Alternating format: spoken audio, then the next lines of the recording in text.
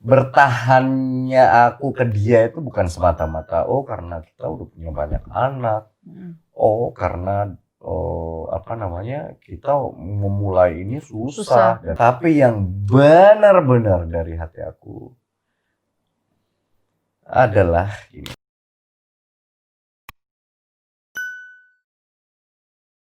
Lakuma wa barakallahu alaikuma wa jama'a bainakuma fi khair.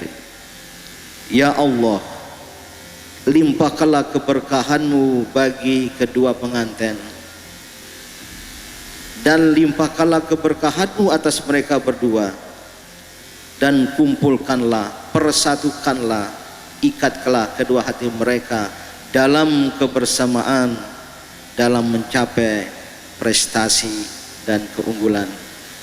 Rabbana hablana min azwajina wa dzurriyyatina qurrata a'yun waj'alna lil muttaqin.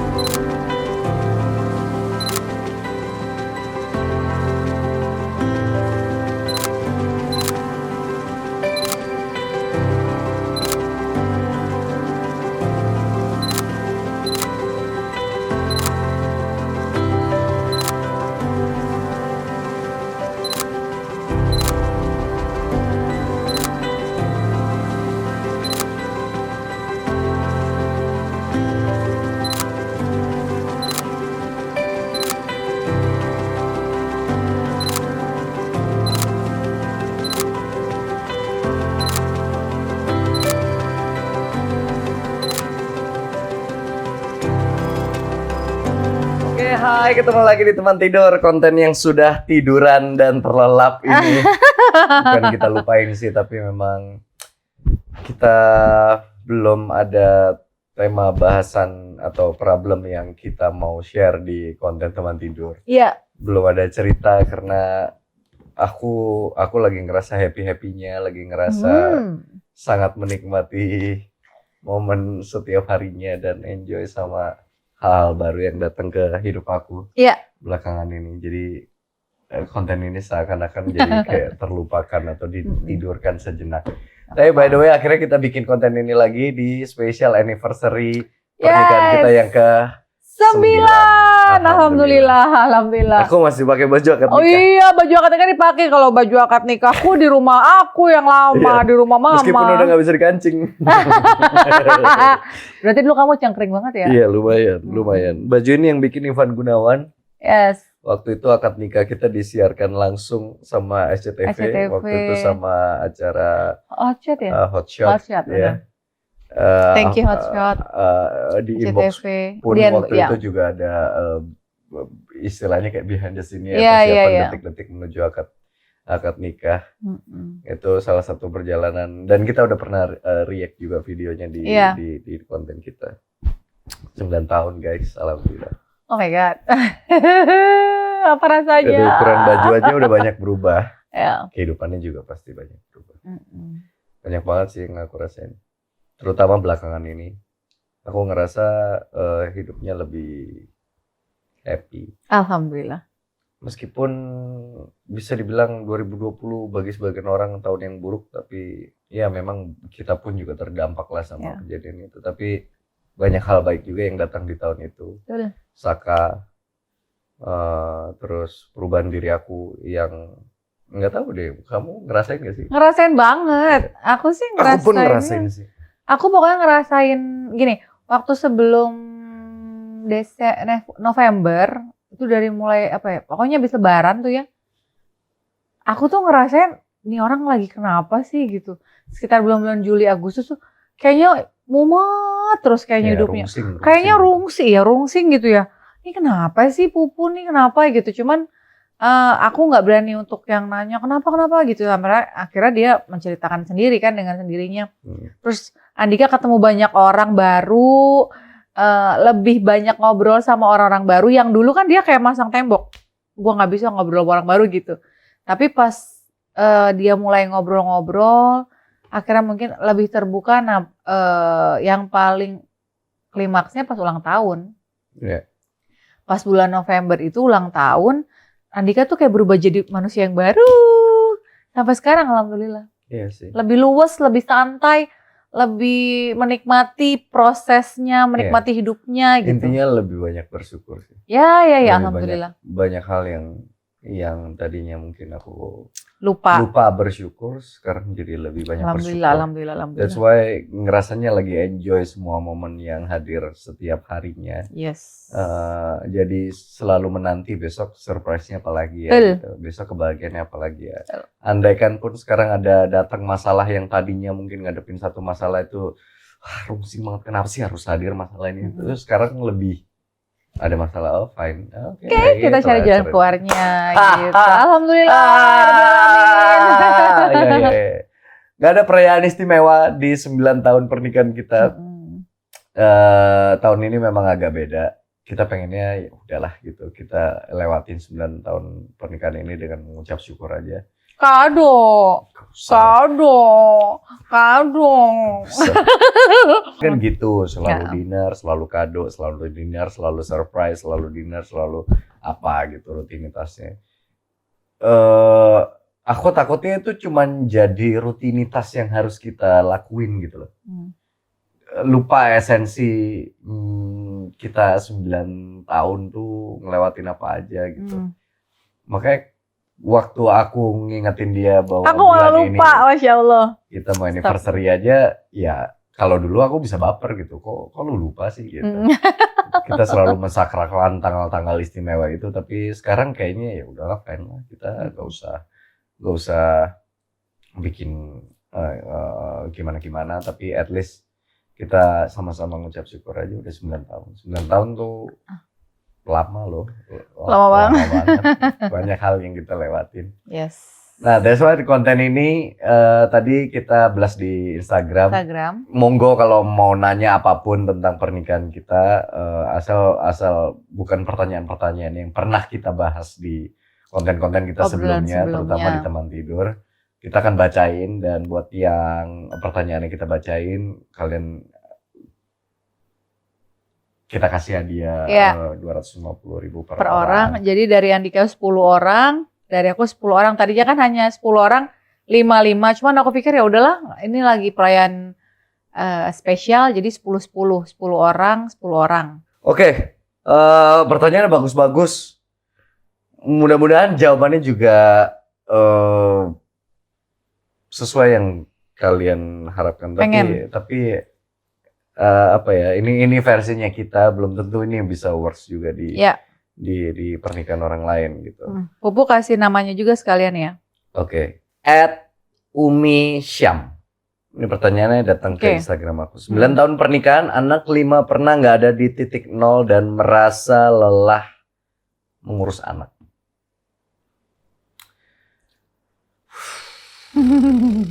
Ngurus anak itu memang bukan pekerjaan yang gampang. Ngurus anak itu nggak cuman ngebiayain, nyekolahin, ngasih makan, beliin pakaian, dan lain-lain. Sampai hari ini kita belajar, karena mungkin kalian juga udah semuanya udah tahu lah. Anak-anak di keluarga kita ini warna-warni. Warna-warni banget.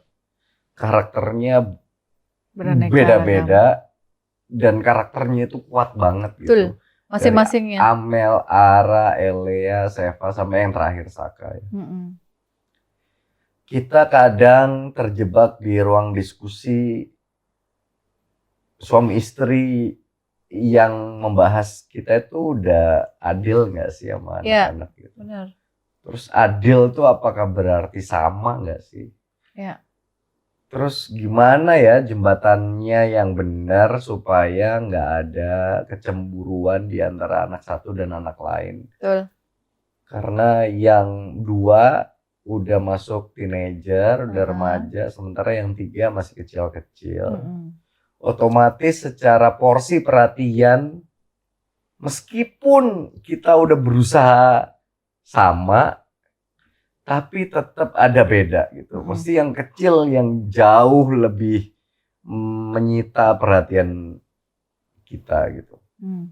Terutama sekarang ada bayi. Kayaknya semua lagi ke Tadi bayi ya. gitu. Mm-mm. Kadang-kadang dia bilang sama aku kalau aku udah mulai pilih kasih atau mulai Berat ke Saka. berat ke Saka gitu karena ada bayi kondisinya, ingetin aku ya gitu. Mm. Dalam hati aku juga, aku aja kadang-kadang kelepasan gitu, lagi sibuk sama yang bayi, terus Lupa. Seva Elea lagi cari perhatian misalnya gitu, atau lagi ngelakuin sesuatu yang sebenarnya nggak ada masalah gitu, cuman karena mereka ribut apa segala macem, terus kitanya lagi ngurusin Saka. Saka dan mungkin lagi keribetan, dia nangis atau dia perlu apa. Mm. Kadang-kadang secara spontan aku bisa bilang karena kayak semi tegas gitu, diem dulu atau mainnya di luar Mm-mm. atau apa gitu.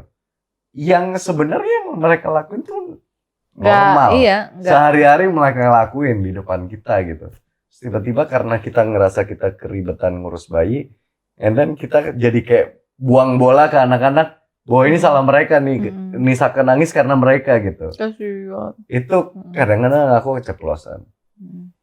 Atau misalnya aku lagi sibuk sama Seva sama Elea, and then Amel atau Ara lagi mau tanya sesuatu atau lagi minta bantuan sesuatu, kadangkala Arya gitu, Mm. iya bentar lagi gitu, Mm. apa sih gitu, kayak pengen apa sih soalnya papa lagi ini gitu. Aku kadang-kadang suka kayak gitu. Belajarnya sih nggak akan berhenti sih untuk urusan itu. Mm. Repot ya iya gitu. Ngeluh capek ngurus anak pernah juga. Iya. Dan itu aku lontarkan ke dia, gila ya, ribet banget nih ngurus anak-anak. Mm. Yang ini maunya ini, apalagi kalau misalnya kita coba lempar ke Makan ke aja. anak-anak misalnya. Mau makan di mana gitu kan? Mau makan di mana? Yang ini mau ini, yang ini mau ini. Kakak mau sushi, kakak mau daging, misalnya. Oh, daging good idea. Terus yang kepengen sushi, dia terus yang dibelain. Iya gitu. Atau, tapi kan kakak pengen sushi. Mm. Terus tiba-tiba, yaudah kita tuh sushi dulu. Nanti yang daging, kakak pengen daging. Ribet banget gitu. Kayaknya pengennya ngelempar ke forum tuh supaya, ayo nih sumbang ide gitu. Kita mau makan apa, kita tentuin yuk kita mau makan apa gitu. Tapi lebih pusing lagi kalau pas mereka bilang terserah, ya nggak? yes. Iya, kalau terserah, aduh terserah, karena kita takut. Aduh nanti kalau kita terserah mereka, kita tentuin ini mereka nggak happy gitu. Tapi Bu, aku masih inget banget pelajaran zaman aku SD.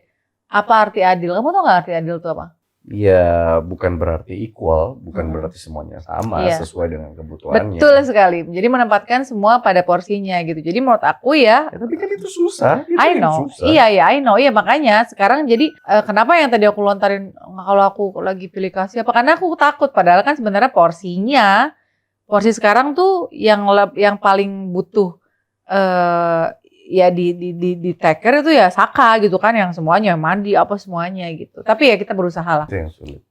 Kalau tadi pertanyaannya juga ada titik nol tuh ya apa ya? Kalau sih Maksudnya titik nol kita selalu anggapnya adalah titik nol ya titik mula hubungan kita gitu.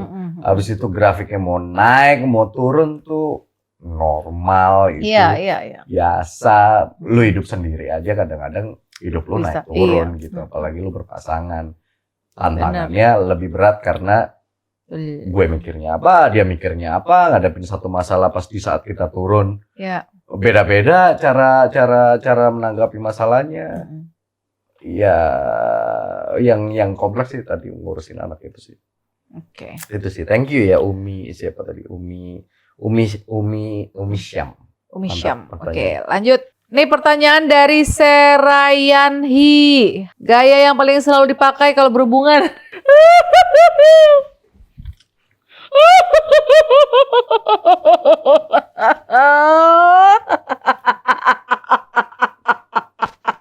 Nih. Aduh, kakak. Aduh, ya Allah.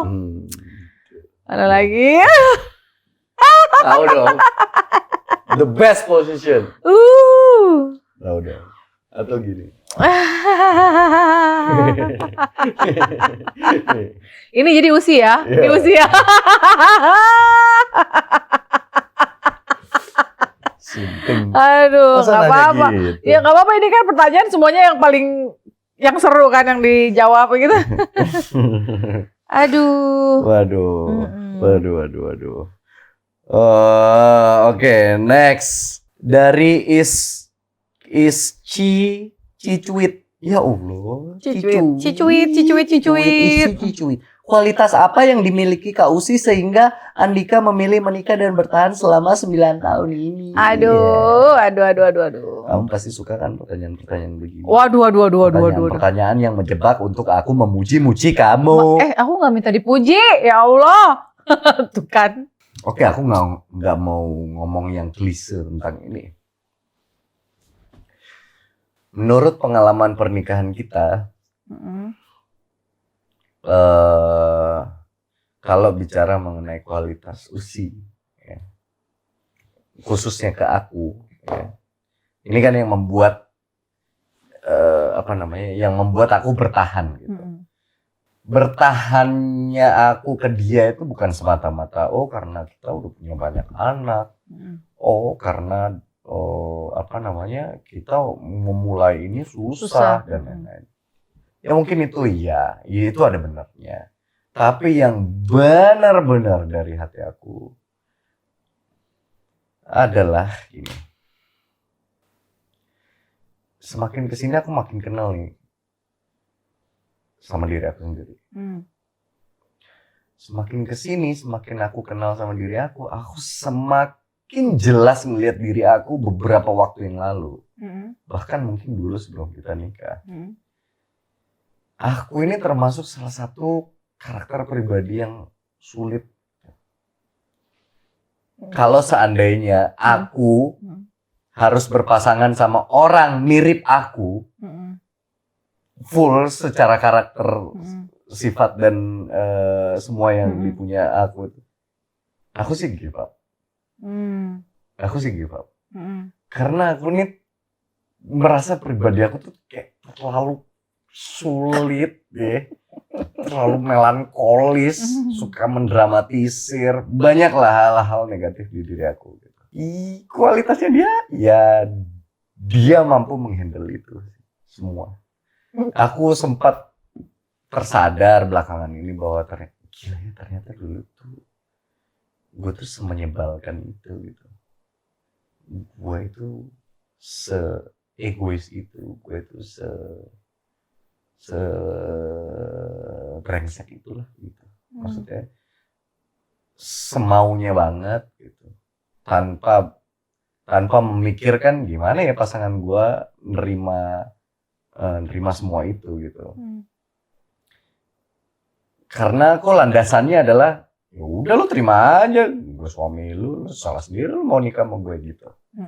Bercandaan lu sering gitu tuh. Dulu, gitu. Tapi ternyata setelah aku pikir gila ya gue semenyebalkan itu loh. Setelah aku tersadar pelan-pelan ya mungkin sekarang masih ada lah percikan itu. Nah aku nggak bisa hilangin, mungkin itu sifat dasar aku yang melekat. Cuman dia bisa menghandle itu, dia mampu membentengi hatinya walaupun harus berkorban dengan air mata mungkin, di kamar mandi atau dia telan semua emosinya gitu supaya nggak jadi rungsing. kalau nggak sampai melukin Terus anak. dia selalu gitu. Ada salah satu kebiasaan sih yang dulu gue risih. Dulu aku risih sebenarnya. Dulu aku ngerasa kayak risih kamu terlalu membesar-besarkan aku di depan semua orang. Mau itu orang baru, mau itu orang lama. Aku tuh ngerasa jangan too much lah gitu. Jangan gede-gede. Iya, oke lah. Membanggakan suami di depan orang lain, fine gitu. Tapi jangan terlalu. Dulu aku sempat risih. Makanya kadang-kadang enggak lah, enggak gitu. Gitu. Itu sempat jadi perbincangan. Aku mau sih. Terus Susi kan, kamu tuh suami aku pengennya kamu tuh dilihat orang tuh gini apa segala macam. Aku tuh pengen orang tuh nggak ngeremehin kamu gini. Itu alasannya cuma itu. Waktu itu aku menganang ke esensi itu. Aku ngerasa udahlah jangan gede-gedein gitu. Takutnya jadi over, jadi orang ngerasa lu tuh kepedean. Karena dia suami lu doang yang hebat. Aku takutnya persepsi orang jadi begitu. Tapi ternyata setelah aku sadar, dia ngelakuin itu menutupi sifat menyebalkan aku di depan orang lain. Aku pernah ngomong di semprot ya, waktu itu thanks to apalah segala macem. Sekarang aku ngomong, ya thanks to bini gue gitu. Waktu aku dibahas mindset aku mulai aku rubah itu. Aku ya thanks to bini gue gitu karena gue baru sadar ternyata gue semenyebalkan itu gitu. Gue baru nyadar ternyata banyak hal-hal menyebalkan itu mungkin menyakiti dia terlalu dalam tapi gue nya nggak merasa nyakitin gitu. Dia berusaha aku bilang kamu tuh selalu berusaha semuanya under control, fine apa segala macam. Berusaha nunjukin ke aku bahwa semua masalah yang datang ke aku ya gue bantu beresin gitu, gue bantu gini lah gitu. Pokoknya membuat aku balik tenang, balik apa. Jadi itulah salah satu kualitas kenapa aku bertahan sama dia sampai hari ini. Selama 9 tahun. Alhamdulillah. Pernikahan. Tersadar dia. Di luar ada anak lah dan semua kita memulai ini dengan cerita yang panjang dan lain-lain. Tapi the true quality of Usi itu ya. Karena aku tuh menyebalkan guys. Oh my god. Kalau ya kan kita kenalnya cuma sosial media ya. Kalau lu emang beneran kenal sama gue sehari-hari sama gue, kalian akan salah deh gue menilai Andika selama ini gitu. Ada gini, dulu ya awal-awal aku baru menikah banyak banget komen begini. Betapa beruntungnya Kak Usi dapetin Kak Andika. Wah ini aku alhamdulillah. Itu karena ya itu tadi. Pendapat orang yang itu adalah karena hasil cara kamu mengagungkan suamimu di mata orang. Oke, selanjutnya dari Atta Milanisti. Siap. Oh iya, Atta siap. Hal tergila apa yang kalian pernah lakukan selama pernikahan kalian? Dari aku dulu ya. Hal tergila, beli rumah. Padahal uangnya jauh dari kata cukup. Tapi tetap kita beli. Jadi walaupun nyicil ya, walaupun rumahnya nyicil, tapi buat aku nih gila sih, nih kita nekat banget. Padahal aduh ini gimana ya, kira-kira bakalan bisa kebeli gak ya rumah yang sekarang. Karena rumah yang sekarang itu adalah salah satu rumah, bukan salah satu ya, ini rumah impian aku, rumah impian yang memang ada luas, ada kolam renang dan lain-lainnya. Jadi sebenarnya waktu dulu kita mau beli rumah, dalam hati sih deg-degan juga, ini gila banget sih, ini kita beneran nih mau beli rumah ini, kita beneran. Cuman aku gak ngomong aja sama dia. Di depan Andika aku malah, bisa Pu, tenang aja, bisa kita beli. Ya kan waktu itu aku gak ada bikin kamu stres kan, malah ayo beli gitu kan. Stres lah. Bukan maksudnya aku, no. Bukan maksud aku gak bilang sama kamu, Pu nanti gimana nih rumah ini, uangnya kan gak ada. Kita bahas itu. Enggak dong. Iya dong, tadinya kita gak mau ngambil rumah yang ini. Iya, tapi maksudnya harganya nggak segini. Nah iya, maksudnya mau buat aku itu kan hal yang gila kan, walaupun ini jauh dari target kita beli rumah, tapi enggak, itu 2 kali lipat rumah yang tadinya kita mau ambil di daerah Cilandak. Bukan, maksud aku ini hal tergilanya yang kita lakukan dari versi aku. Karena rumah ini kan Iya, jauh dari kan aku budget menjawab kita. pertanyaan kamu yang gak bikin kamu stres ya? Stres lah. Bukan nggak bikin kamu stres. Maksudnya aku saat itu nggak nambah-nambahin stresnya kamu. Tapi kan aku berusaha yang kita kayaknya bisa deh beli gitu-gitu. Terus kan aku ngomongnya kan. Enggak, kamu cuman bilang itu Gimana? doang. Ya Gimana? gitu, bisa. Iya. bisa. Maksud aku gitu ya bisa. Tapi pada dalam hati aku sebenarnya, duh, ini gila nih ini bisa kan sih kita bisa beresin rumah ini nggak sih gitu. Rumah kita tuh nyicil, guys. Iya nyicil, ini masih nyicil. Tapi kita happy karena waktu Kita tuh itu nyicil 10 tahun. 10 tahun ini berapa tahun ya Bu? Ini baru Mau tahun 4. keempat, 4 tahun. Ya nggak apa-apa kan, lebih baik Gak kita berasa nyicil. kan? Nggak berasa Berasa kan? kan? Yang bayar Iyalah. yang berasa. Biasanya orang kalau berhitung matematikanya, ya, emang matematika aku dan matematika dia itu beda. Kalau aku Matematika aku, prestasi aku di sekolah lumayan lah untuk matematika. Yes. Ya, hitungan tuh jelas. Ya, kalau kita mau ngambil keputusan, kita pasti hitung bener-bener sampai sebenarnya Detail. kemampuan kita itu berapa. Kalau aku Kalau dia hitungannya, pasti bisa. Pasti bener. iya. Dulu kalau kita pengen achieve sesuatu, yang kita lakukan adalah wujudin dulu, baru mikir belakangan. Ya. Salah satunya kasus rumah ini. Bener. Jadi ibaratnya misalnya harga rumahnya 1.000, kemampuannya baru 30. Contohnya gitu. Kemampuannya baru 300 gitu. 300 gitu. Kemampuannya baru 300. Tapi gimana caranya biar bisa? 700-nya gimana caranya nyari? Nyicil aja. Oke. Nyicilnya berapa lama? 10 tahun. Per bulannya berapa? Sekian. Dari mana ceritanya kita harus diuber-uber sama angka itu setiap bulannya? Tapi bisa nggak? Sekarang aman nggak? Ya, Iya. selama 4 tahun ini sih ya ada Alhamdulillah. aja. Jadi Ya. hitungan dia itu magis. Kalau aku kan ngitungnya 1 tambah 1 tuh 2. Kalau dia 1 tambah 1 mungkin bisa 5 bulan ini. Mungkin bulan depan bisa 8 gitu. Selain kerja keras adalah doa, guys. Nih, dari Racizu 12. Oke. Racizu 12. Ini bagus nih. Mas Dika, itu Mbak Usinya nggak marah kalau disemprot, diledek-ledekin ngekang Mas Dika? Monggo dijawab. Ngekang. Oh my God. Nggak, maksudnya di mata anak-anak kan seakan-akan kamu tuh ngekang aku. Aslinya kamu tuh aku ngekang nggak? ngintilin aku. Aslinya gitu. ngekang nggak? Ngomong lu.